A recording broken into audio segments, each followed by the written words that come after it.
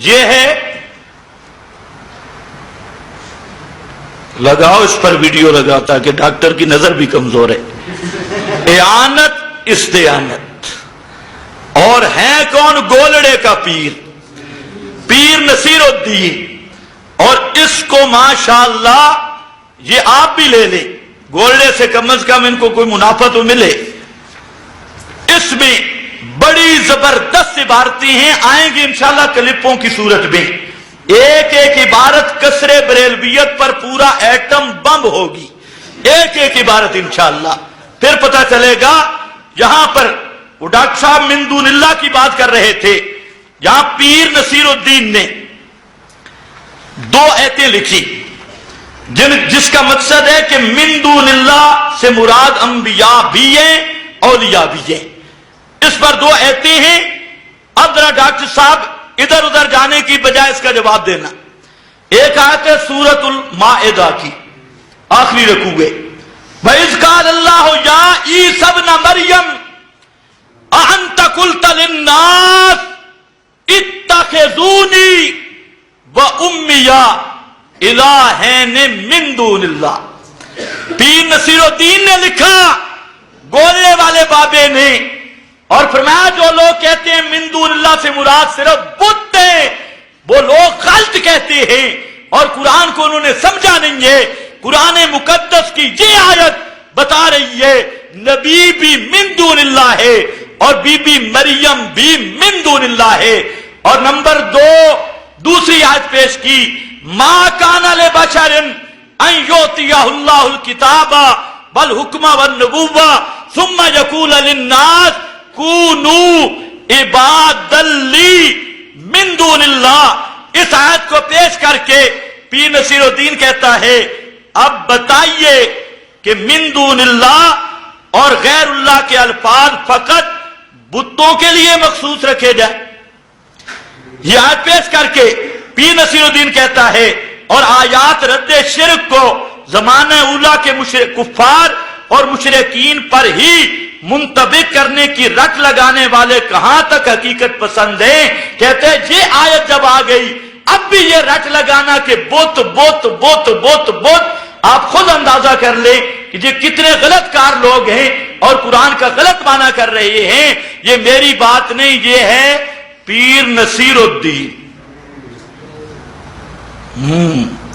دو آیتیں آ گئیں، دو اس نے حدیثیں لکھی من دون اللہ پر، اور کہتا ہے کہ نبی کریم علیہ السلام نے فرمایا قیامت کے دن جھنڈا میرے ہاتھ میں ہوگا، آدم ومن دونہ تحت لوائی، آدم اور اس کے علاوہ دونہ، تو کہتے ہیں جہاں دونا کا معنی بت بن ہی نہیں سکتا، دونا کا معنی سوا، اور بھی اس نے احادیث جہاں پر لکھی۔ تو خیر جی آئے گا انشاءاللہ، آپ دعا کریں، جلدی میں فارغ ہوں اور یہ کام ہوگا انشاءاللہ۔ اب ڈاکٹر صاحب کا پیچھا چھوٹ نہیں سکتا چاہے جتنے بھی بہانے کرے۔ یہاں حدیث لایا پیر نصیر الدین صفحہ 110 پر، نبی کریم علیہ السلام کے سامنے صحابی نے کہا کہ ہمارا دل کرتا ہے آپ کو سجدہ کریں، اجنبی لوگ سجدہ کرتے ہیں، تو آپ نے فرمایا لا ينبغي لأحد ان يسجد لأحد من دون اللہ، من دون اللہ۔ آپ صلی اللہ علیہ وسلم نے فرمایا اللہ کے سوا کسی کے لیے سجدہ لائق ہی نہیں، کسی کی شان ہی نہیں۔ اب یہاں پر کہتا ہے کہ تو آپ صلی اللہ علیہ وسلم نے من دون اللہ سے اپنی ذات مراد لی ہے۔ پیر نصیر الدین کہتا ہے کہ نبی کریم صلی اللہ علیہ وسلم نے اپنے آپ کو من دون اللہ کا فرمایا۔ اس میں جب رسول نے اپنے آپ کو من دون اللہ کہا، اب یہ کہنا کہ انبیاء اولیاء کو من دون اللہ کہنا بے ادبی ہے، گستاخی ہے، تو یہ فتویٰ پوری امت پہ جائے گا۔ اس لیے ڈاکٹر صاحب مستی نہ کر، دلائل میں آ، اور یہ پھر کہہ رہا ہوں زبان شائستہ استعمال کر، ورنہ میرے پاس جو زبان ہے وہ تیری اگلی نسلیں بھی توبہ کریں گی۔ تو اس لیے میں کہہ رہا ہوں دلائل کی دنیا میں رہ، انشاءاللہ تیرا ہر قرض پورا کریں گے اور ہمارا قرض اب چکانے کی کوشش کر۔ یہ حدیث بھی پیر نصیر الدین نے لکھی۔ تو میں اب یہ کہہ رہا، اگلی بات، احمد رضا خان نے ما کان لبشر ان یؤتی اللہ الکتاب، سورہ آل عمران کی اس آیت کے تحت احمد رضا خان نے لکھا کہ من دون اللہ سے مراد حضرت محمد مصطفیٰ ہیں صلی اللہ علیہ وسلم۔ تو اس لیے میں نے دو آیتیں پیش کی، سورۃ المائدہ کی آخری رکوع کی پہلے والی آیت اور سورہ آل عمران کی، اور حوالہ دیا پیر نصیر الدین کا۔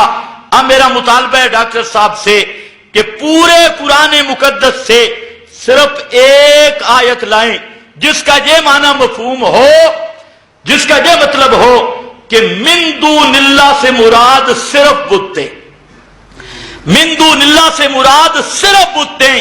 پورے قرآن مقدس سے ایک آیت، کوئی ایک حدیث لائیں ذخیرہ احادیث سے کہ قرآن مقدس میں جو من دون اللہ کا لفظ آیا اس سے مراد صرف بت ہیں، انبیاء اولیاء اس سے مراد نہیں ہو سکتے۔ اگر نہیں 7 لاکھ یا زائد صحابہ میں سے کسی ایک صحابی کا فرمان دکھائیں کہ من دون اللہ سے مراد صرف بت ہیں، بتوں کے علاوہ انبیاء اولیاء پر من دون اللہ کا اطلاق نہیں، صحابہ نہیں مل سکتے۔ تابعی 4 اماموں میں سے کوئی امام لائیں جو یہ کہے کہ من دون اللہ کا لفظ یہ صرف بتوں کے ساتھ خاص ہے، اس سے انبیاء اولیاء پر اس کا اطلاق کرنا یہ بے ادبی اور گستاخی ہے۔ لیکن ڈاکٹر صاحب تجھے گالیاں نکالنا آتی ہیں، قیامت آ جائے گی، انشاءاللہ آپ پر یہ قرض رہے گا، آپ کی ذریت پر رہے گا۔